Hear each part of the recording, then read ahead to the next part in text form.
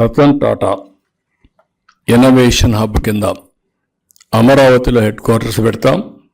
5 జోన్స్లో 5 innovation hubs పెడతాం. అక్కడ మొత్తం ప్రతి ఒక్క ఇంటికి ఒక నినాదం ఇచ్చాం.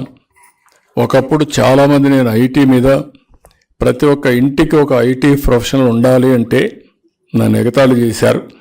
కానీ ఈరోజు ఎవరైతే ఆ రోజు ఐటీ చదువుకున్నాడో వాళ్ళందరూ కూడా బ్రహ్మాండంగా రాణించారు, ప్రపంచం అంతా పోయే పరిస్థితికి వచ్చారు. ఇప్పుడు ఐటీ తప్ప వేరే కోర్సులు కూడా చదువుకోకుండా ఒకవేళ ఏం చదువుకున్నా ఐటీని కంపల్సరీగా పార్ట్ ఆఫ్ దర్ ఎడ్యుకేషన్లో చేసుకునే పరిస్థితికి వచ్చారు. అందుకే భవిష్యత్తులో స్టెబిలిటీ రావాలంటే ప్రతి ఒక్క ఇంటికి ఒక ఆంట్రప్రెన్యూర్ ఉండాలి.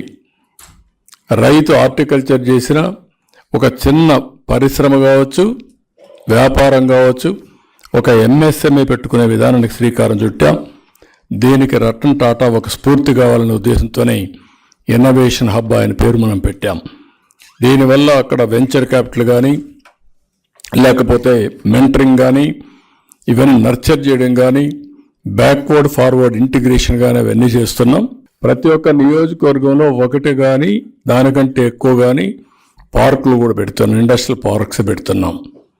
ఇంతవరకు ఎప్పుడు అది ఆలోచన రాలేదు.